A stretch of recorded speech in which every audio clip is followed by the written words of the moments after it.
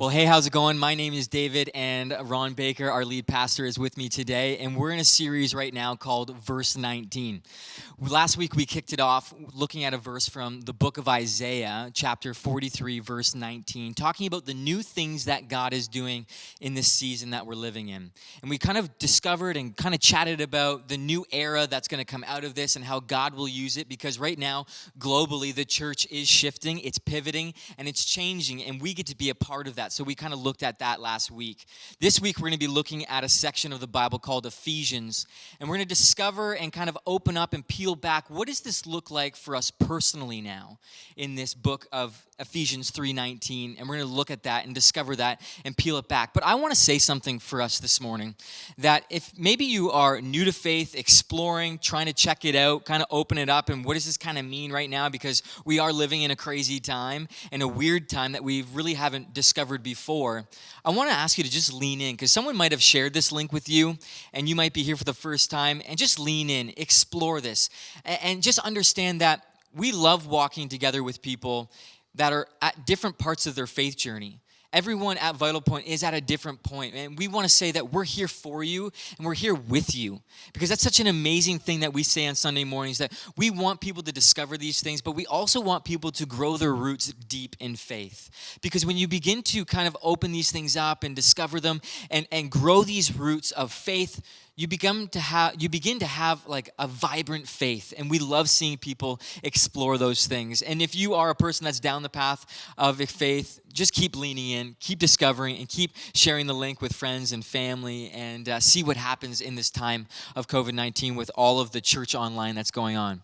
Ron and I, we talk about these things a lot. Yeah, and we sure do. We do talk about this a all lot. the time. All the time. And we thought, I think we drive our wives crazy talking about all this stuff. We definitely do drive we our do. wives crazy. Yeah. What we love about this church online is we decided to kind of bring these conversations to life in an interview style. Instead of having conversations on Zoom just with the two of us, we thought, why don't we bring it to everyone and see what happens?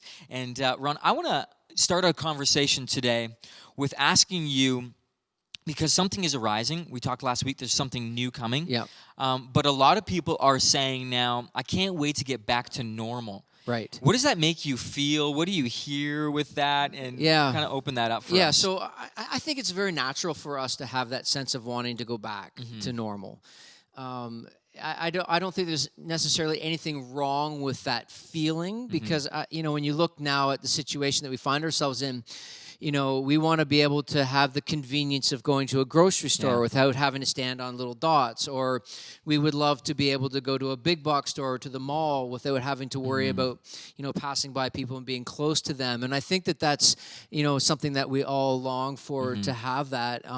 Even vacations. I mean, it's just been, such a strange thing talking to people about, vacation time and what are they going to do for vacation? Where can we go? And I know for my wife and I, on Tuesday, we're celebrating 30 years of marriage, and you should mark that down. It's a good reminder for me. Yeah, it's 30 years. Got to buy a card. On Tuesday. You better buy a card for us. We were supposed to go to Northern Ireland right after Easter for our anniversary trip, celebrating 30 years, and that was canceled. And so, this longing for going back to normal, I think is natural for us.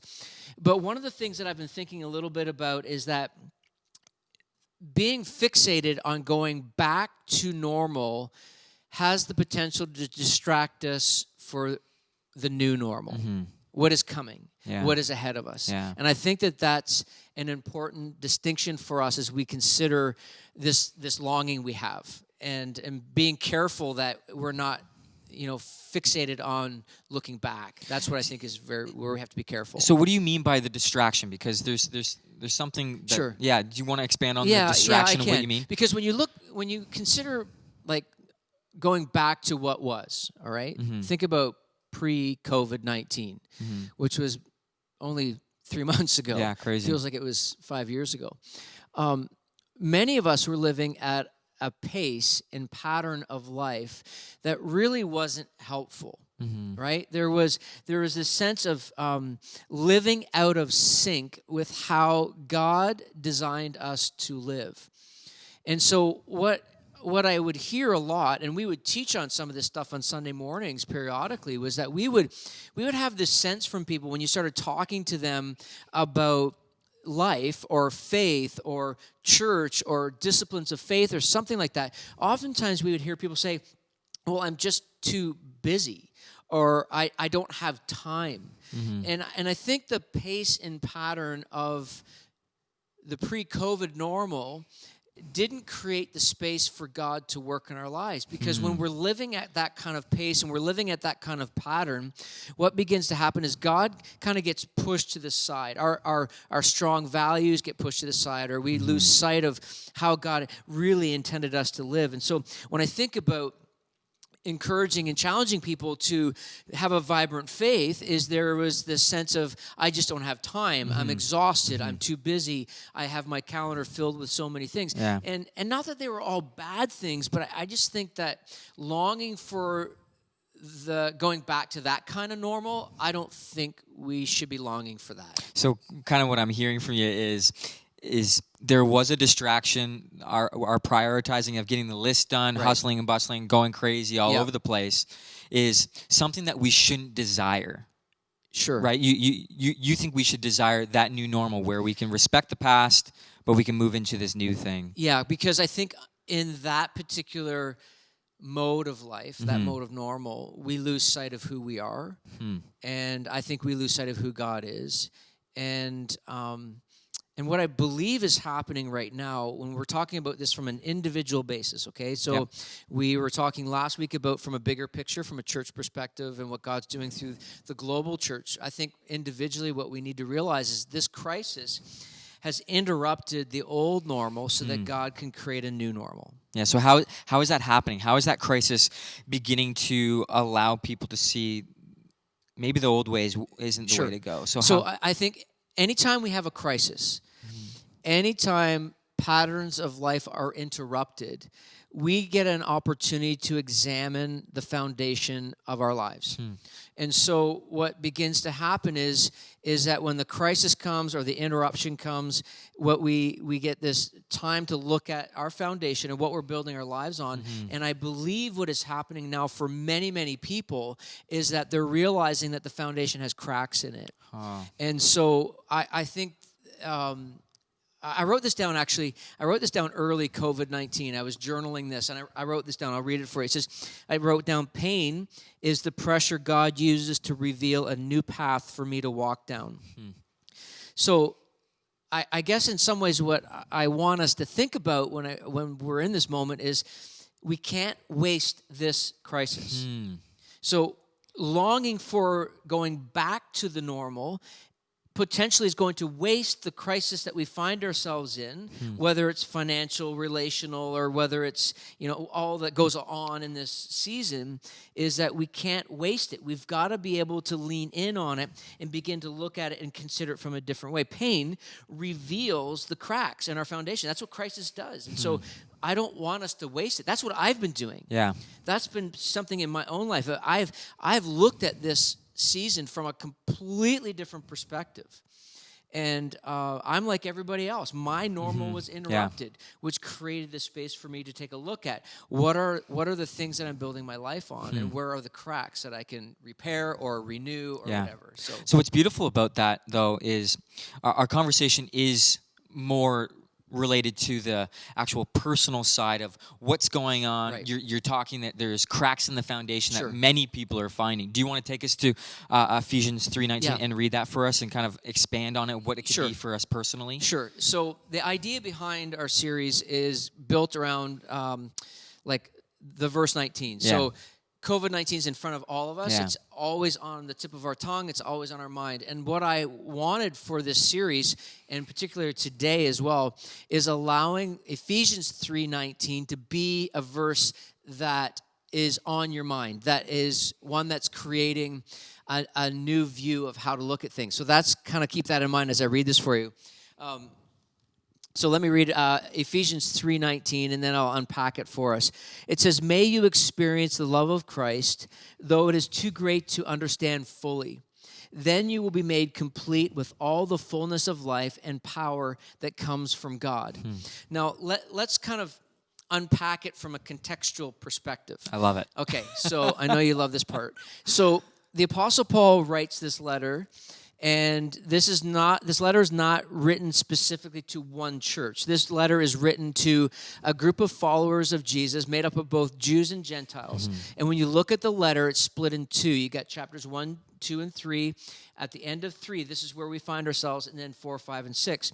So what Paul is doing is he is setting them up to understand how he's praying for them. So he's praying for them in 3 ideas. He's praying for them that they would experience the power of the Holy Spirit in their lives, which is interesting because today is Pentecost Sunday, which is the Spirit of God coming down on the early church and the early church being birthed, which is fascinating. So he's praying for that. He's also praying that people, the roots of their faith would grow down into the depth of the let's call it the all-encompassing love of God. But then here he's praying that they would have this experience of that love through Christ. And this is so fascinating because what he's doing is he's helping them understand. He's praying over them that they would understand the process of faith. Process. Okay? That's a key moment right there. It's the process of what he desires them to experience in their lives. Yes, as individuals, but as a collective church as well. So someone that may be tuning in for the first time today now is starting to open up the can of worms of what is faith? What does this mean for me? Right. Can you expand on that so they can know the process? What do you mean behind the process? So what I mean by the process is this. So the Christian faith is built on an event, right? Yep. So the event is the death, burial, and resurrection of Jesus. That's what the Christian faith is built on. We just celebrated Easter not too long ago. And so when you look at that event, you begin to realize that event, when a person comes to faith in Jesus. So earlier, Paul talks about the grace. It's not something that we earn. It's given to us, this gift that he's given to us. We enter into the event. The event becomes part of who we are. It ignites our lives in a way where Jesus becomes real, the Spirit of God becomes real. We have this reconnection with God. Our identity begins to shift, okay? So the process in which Paul is talking about here is how this works itself out. And so what he's saying here, and even in a few verses prior to this, is saying that the roots will grow down deep into the love of Christ. So when you begin to realize that, you begin to see that the vibrancy of a faith journey is a process that is worked out in our lives. It's so let's go back to a wedding or a marriage analogy. Okay? Yeah, it's great imagery. 30 years on Tuesday, if I forgot to tell you. I remember. June 2nd, 1990. So June 2nd, 1990, my wife and I, it was an event. Yeah. Okay? I was like 12 years old. No, I'm kidding. I was not 12 years old. I was a bit older than that. We had this event, right? June 2nd, 1990. It was a beautiful, smoking hot day. It was, we had such a great time. We had lots of family and friends around. And that event brought Desiree and I together in marriage of husband and wife, okay? So now what's interesting is that event unfolds. It's a process of unfolding, of building that marriage relationship. So over 30 years, we've been building that.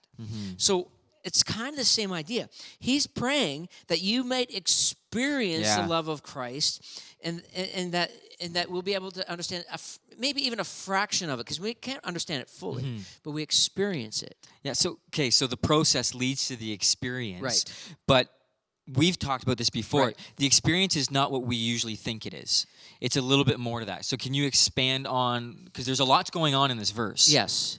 So can you open up the experience side? So, yes, because the word experience is not necessarily simply about the warm, fuzzy experience of the love of God, although that's in there. There's also the dynamic of the intellectual understanding of the love. Yeah. Right? So it's the combination of both of those things coming together in that moment, right? So that as you begin to intellectually understand it, as you begin to experience it, that together brings about the fullness of that love, or a portion of love begins to grow inside of you. And I love the whole root system. Yeah. I mean, he talks about that earlier in this section. Like, the root system is just so powerful, and I think it's very cool how he draws us into the fullness of that, understanding that. So I love how the experience, the process it moves into the experience. Right. It's got this different experience that only Christ can provide. Right. But I love how it ends in verse 19 when it says, "Then you will be made complete." yeah, That word "complete" is it's something that we as humans, I think, desire to be complete, to be something. So I love that it says, then you will be made complete with all the fullness of life and power that comes from God. yeah. That packs a punch. Yeah. So in one verse 19, there's three dynamics to this. So when he talks about made complete, what he's talking about is the maturity. Yes. Right? And we've been kind of dancing around that a little bit with the process and how it unfolds and all that kind of stuff. Faith is never designed to be stagnant. It's designed to be growing. It's not like just a religious thing we do. It's actually the relationship in the relationship with Jesus and You were God. to become something. You're becoming something with your faith. Absolutely. Yeah. We've been chatting with each other about this. What are we becoming in the midst of this season that we're in? Because it's not simply about just surviving it. It's about how do we thrive in it. And so when he talks about made complete, that's the maturing process towards. And then the fullness of life. That's something we're all longing for, is fullness in life. Right? And I think right now what is happening is we're realizing that what we were attaching ourselves to prior maybe wasn't the fullness of life, that we're attaching ourselves to things that still left us empty. Not that they were bad or wrong, but they were leaving us empty. And Jesus comes along and says, hey, I can give you this fullness of life, but I can also give you power. Yeah. And the power is available to us no matter what our circumstances are. So the realization and the fullness of this is so exciting to me, because it's not about making our lives better. It's about the relational dynamic that we have with God through the person of Jesus and the power of the Holy Spirit that works within us that brings this vibrancy in our faith. See, I think what you got me fired up now. I do. I love it. Here's the thing. Too many people, I got to be careful how I say this. I think there are many people that believe Jesus is an add-on to their lives. Okay. And I have a sense that what is happening here is that Paul is praying that Jesus would be their first love. Not the add-on. That's Not the add-on at all. That we prioritize. So everything that I do is through that prioritizing of the relationship. Jesus referred to seek first the kingdom of God, right? Seeking first is not just a nice little statement that we put on Instagram. It is the call of a person understanding faith, growing in faith, is that the prioritization of Jesus, he becomes all-encompassing. And when he does, then we experience the being made complete and the fullness and the power. And so you're completely absorbed. Wow. With Jesus. I'm glad that we got you fired up. Yeah, thanks. Appreciate that. It is good. But so for someone that is here for the first time, is kind of intrigued by it, how do they attach themselves to this? How do they start walking in this understanding, the experience, the process? What do they do to begin the journey of this? Okay, so if someone, I'll lean in and look into this camera right here, and hopefully our editors will know what I'm doing. If you are watching this or listening to this, maybe in the moment this is happening, or a week from now, or a year from now, my encouragement is this: don't waste this moment. Don't waste it. Begin to step back and ask yourselves, is there something about this that is drawing me in, causing me to, we talk a lot about leaning in. Is this something that's causing you to lean in? I love this moment that we're in right now. As difficult as this situation is, I'm having conversations with a lot of pastors around the world, and we are seeing a fresh new move of brand new people giving their lives to Jesus. So maybe this is you right now, and you've never had that conversation with Jesus. You can right now enter into that relationship, and he can enter into your life and bring about the vibrancy of what we've been talking about. Yeah. I have a friend that like 2 weeks ago had this encounter with Jesus. And I think he even commented on one of our social platforms. Yeah, I posted, we posted as a church saying, like, what have you learned in this stay-at-home season? Right, in the stay-at-home season. It was like, comment below. And he said Jesus has come into his life. He literally said, I found Jesus. Is that what he said? That's what he found said. Jesus.